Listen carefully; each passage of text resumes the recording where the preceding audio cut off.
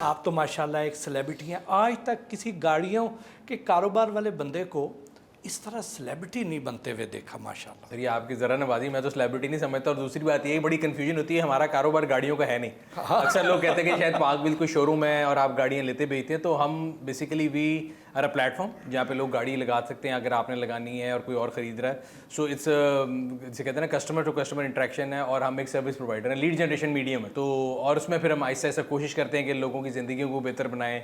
और we have been around for 21 years.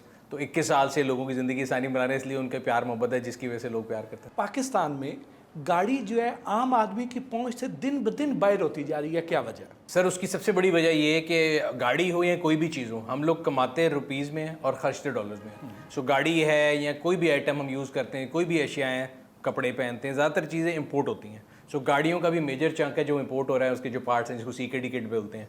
तो अगर आज आप कंपेयर करें आज से 20 साल पहले की गाड़ी की प्राइस और आज, डॉलर टर्म में वही होगी। वो पाक रुपये इतना डिवैल्यू होता है तो वो गाड़ी महंगी होती जा रही है। और अक्सर आप देखेंगे बजट आएगा तो लोगों को रोटी से ज़्यादा गाड़ी की प्राइस के बारे में टेंशन होती है।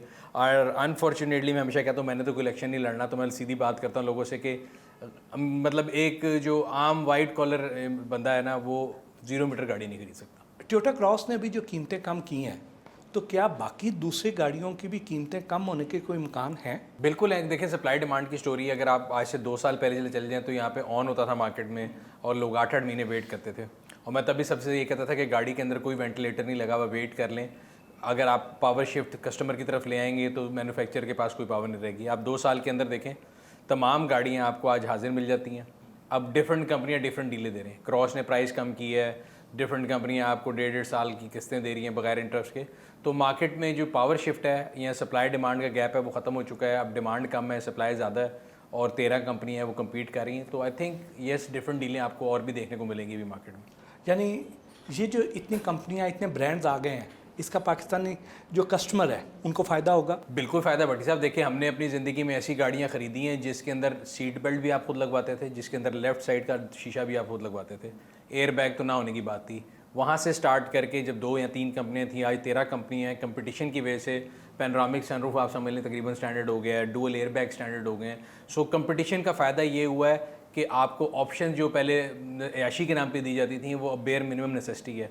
And that's how competition works. ठीक है प्राइस में हमें उतना फ़ायदा नज़र नहीं आता, उसकी अगेन रीज़न ये है कि पाक रुपये डिवैल्यू होता रहता है। लेकिन अगर आप जनरली देखें option wise we are much better off. Honda Civic की भी तो खासी डिमांड कम नहीं हुई, जो अपनी कीमत कम क्यों नहीं? सर जो गाड़ी मार्केट से रियलिटी से दूर है, जो इस ख्याल में है कि जी हमको बड़ी चीज़ है, तो आप देख लें पिछले 2-3 साल के सेल फिगर उठा के देख लें, वो नीचे जा रहे हैं। नए आने वाली कंपनियां ऊपर जा रही हैं। जो कंज्यूमर को समझ रहा है, जो कंज्यूमर को ऑप्शन दे रहा है, उसकी चीज़ बिकेगी।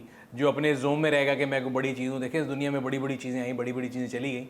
तो मेरा नहीं ख्याल कि अभी वो ज़माना रह गया है। अब कंपटीशन का दौर है, और उससे हमेशा मैं कहता हूँ कंपटीशन जो है ना, that drives things to their best outcome, और कंज्यूमर को उसका फ़ायदा हो। ये जो होंडा सिविक है, इसके ना चलने की वजह क्या बनी? मेरे ख्याल से उसके ना चलने की वजह ये थी कि वो अपने आप को कंपटीशन के तौर पे देख नहीं रहे कि वो कहाँ पे हैं, उसकी प्राइसिंग कहाँ है। मार्केट SUVs की चल रही है, आप वहाँ पे सेडान उससे महंगी देंगे तो नहीं बिकेगी। और वो आपके सामने आप सेल्स फिगर उठा के देख लें, पामा के फिगर्स आते हैं, कॉन्स्टेंट डिक्लाइन है उसमें और चली जा रहा है।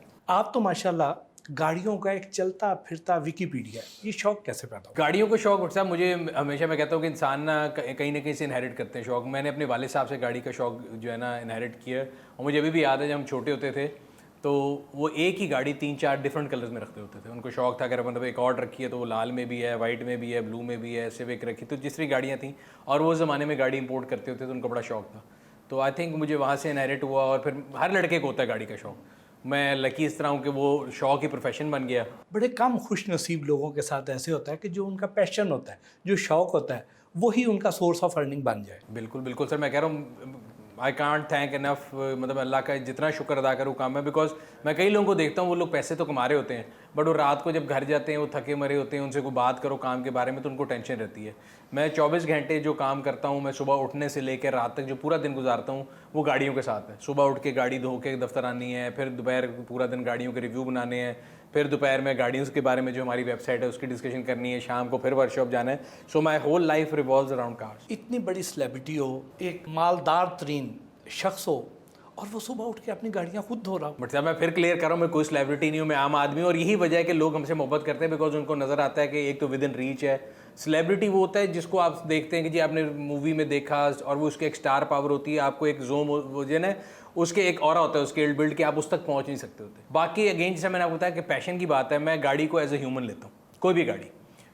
अगर आपकी कोई गाड़ी में सड़क पे नज़र आएगी और उसका एक जो है मड फ्लैप टूटा होगा या निशान होगा, तो मैं आपसे ना 1-2 हफ्ता नोटिस करूंगा, फिर मैं आपको रोक के बोलूँगा भाईजान बेचनी है, मुझे दे दें। मैं पुरानी गाड़ियाँ इस तरह कलेक्ट करके उनको सही करता हूँ।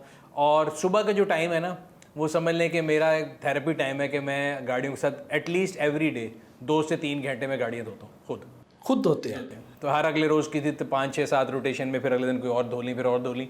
एक तो आपका गाड़ी के साथ एक जो रोमांस है वो भी चलता रहता है, दूसरा एक्सरसाइज की एक्सरसाइज है, और तीसरा शौक का शौक है। आपके तो ड्राइवर आपसे बड़े कंफर्टेबल होंगे। मैं से ड्राइवर रखता नहीं कोई, अच्छा। खुद गाड़ी चलाता हूँ।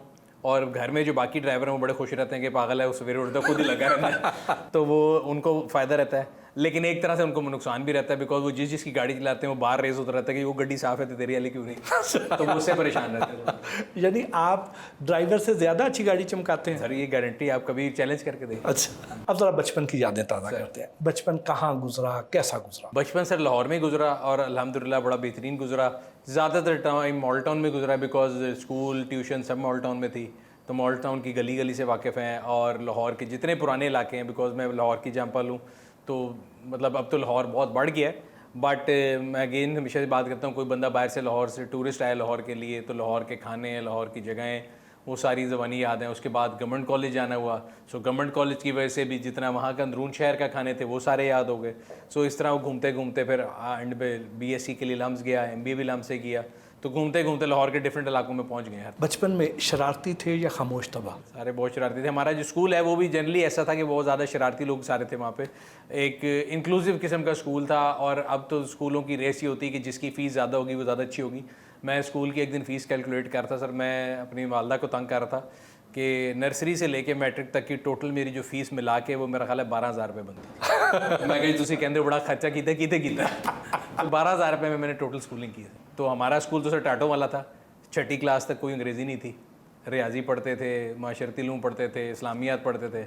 हुन जोग्राफ़ी आ गई है, इस्लामिक स्टडीज़ आ गई, वो चीज़ें चेंज हो गई हैं बहुत। पहली बार गाड़ी किस उम्र में ड्राइव की? बड़े गलत प्रेसिडेंस है, पहली बार गाड़ी किस उम्र में ड्राइव की। अब मैं हर एक को तकरीर करता हूँ, 18 से कम नहीं कर जी, लेकिन मैंने अपनी पहली गाड़ी ली थी जी मेरा ख्याल है मैं था 16 साल। उससे पहले जब गाड़ी सीखी थी चोरी चलाते थे? नहीं, उसी पे सीखी। हमारे यहाँ जनरली मैंने एक चीज़ सीखी है कि जब आप बच्चों से कोई चीज़ छुपाते हैं ना, या कोई चीज़ आप उनको प्रोवाइड नहीं करते या उस पर पाबंदी लगाते हैं, तो फिर वो जनरली उसको चोरी करके करते हैं। तो मेरे वाले साहब ने कभी किसी चीज़ से मना नहीं किया। हम अक्सर सुनते थे ये फ़लाने के घर फ़लाने की गाड़ी कोई नहीं हाथ लगा सकता। हमारे घर ऐसा कोई रूल नहीं था, जौन सी गाड़ी मर्जी दिल करे चला सकते हैं आप, लेकिन जब आपकी उम्र। मैंने पहली गाड़ी जो अपनी ख़रीदी थी उसी के ऊपर गाड़ी चलाना सीखी, बहुत दफ़ा मारी। मतलब गवर्नमेंट कॉलेज जाता था तो मैं ये कहता था कि रोज़ माल रोड पे विदाउट एनी एक्सक्यूज़ एक्सीडेंट होता था, मैं आगे बताता अगला गलत है मेरे वाले साहब कहते यार तू कभी गलत क्यों नहीं होता। बट वो 2 साल मार के गाड़ी सीख ली अल्हम्दुलिल्लाह। उसके बाद मेरा ख्याल है कभी ज़िंदगी में कोई एक्सीडेंट नहीं किया।